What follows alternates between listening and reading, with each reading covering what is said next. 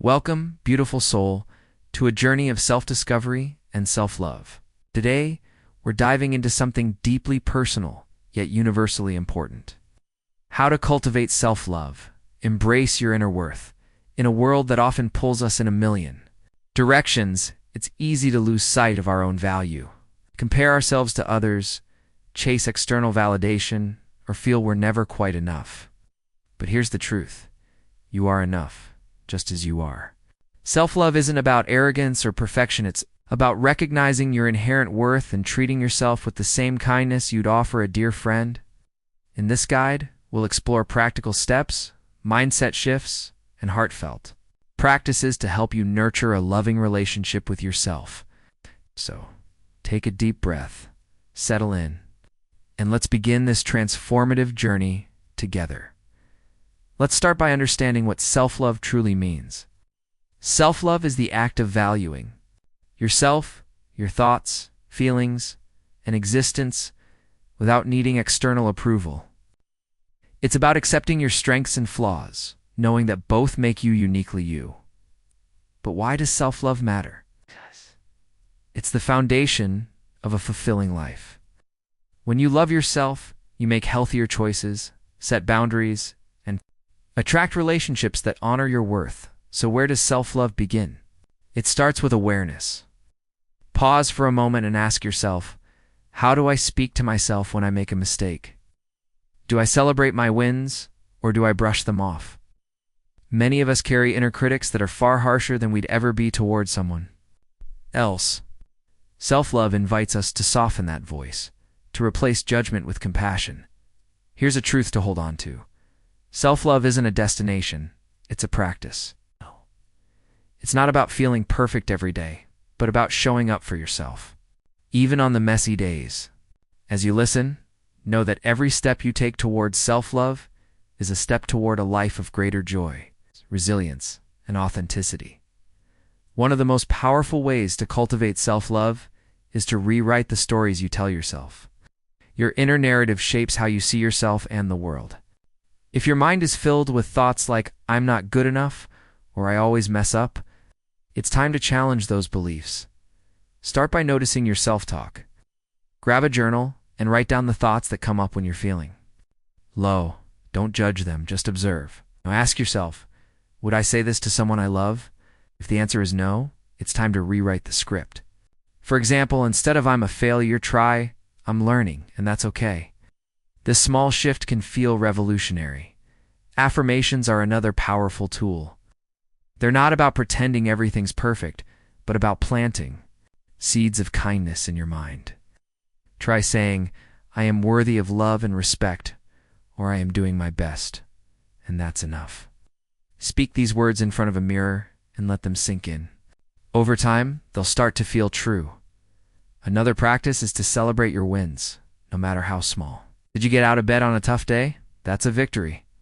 Did you speak up in a meeting? Celebrate it. By acknowledging your efforts, you reinforce your value. Your inner narrative is yours to shape, so choose words that lift you up. Self-love means protecting your energy, and that starts with setting boundaries. Boundaries aren't walls to keep people out. They're doors that let in what nourishes you and keep out what doesn't. When you value yourself, you recognize that your time, energy, and heart are precious. Start by identifying what drains you. Maybe it's saying yes to every request, even when you're exhausted, or staying in relationships that leave you feeling small. Reflect on where you need space to thrive.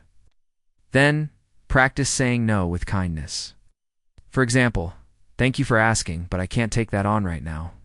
It might feel uncomfortable at first, but every no to something that doesn't serve you is a yes to yourself. Boundaries also apply to how you treat yourself. Are you pushing yourself to the point of burnout? Are you ignoring your body's need for rest or nourishment? Set boundaries with yourself. Like committing to a bedtime routine or limiting time on social media if it sparks comparison. Remember, boundaries are an act of love. They tell the world and yourself that your needs matter. You don't have to explain or justify them. By setting boundaries, you create space to grow, heal, and show up as your best self. Self-compassion is the heart of self-love. It's about treating yourself with the same kindness you'd offer a friend who's struggling. Life isn't always smooth, and we all face moments of doubt, failure, or pain. In those moments, self-compassion becomes your anchor.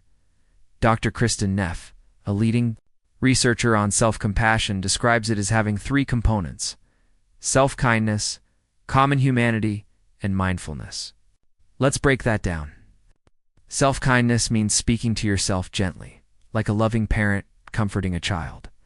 Instead of, "I'm such an idiot for messing up," try, "It's okay, everyone makes mistakes.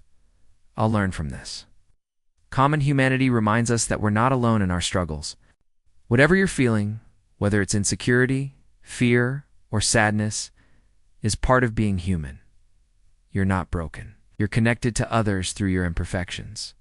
Mindfulness invites you to notice your emotions without judgment. You're upset. Don't push the feeling away or drown in it. Instead, name it. "I'm feeling anxious right now." Then offer yourself comfort, like placing a hand on your heart and saying, "I'm here for you." A simple practice to try is the self-compassion break. When you're stressed, pause, take a few deep breaths, and say to yourself, "This is hard. I'm not alone in this. May I be kind to myself." These words can ground you and remind you that you deserve care, especially in tough moments. Self-love extends to how you care for your body and soul. Your body is your home, and treating it with respect is a profound act of love. Start with the basics. Nourish yourself with wholesome food, move in ways that feel good, and prioritize rest. These aren't chores, they're gifts to yourself. Find movement that sparks joy, whether it's dancing, yoga, or a walk in nature. Listen to your body's signals. If it's craving rest, honor that. If it's asking for a hearty meal, feed it with love. Small acts of care, like drinking enough water or taking a moment to send a message, "I value you. Your soul needs nourishment too." What lights you up? Maybe it's painting, reading, or spending time with loved ones. Carve out time for these moments, even if it's just 10 minutes a day. These are the threads that weave joy into your life. Mindfulness practices, like meditation or journaling, can also deepen your connection to yourself. Try writing a letter to your younger self, thanking them for their resilience and promising to care for them now. Or sit quietly and focus on your breath.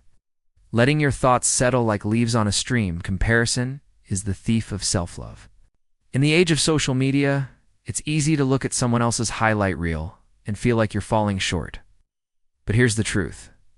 You are not meant to be anyone else. Your journey, your quirks, your story, they're yours alone. And they're beautiful. To let go of comparison, start by curating your environment. Unfollow accounts that make you feel less than, and surround yourself with voices that uplift you. Focus on your own growth instead of measuring yourself against others. Ask, "What's one thing I did today that I'm proud of?" Gratitude is another antidote to comparison.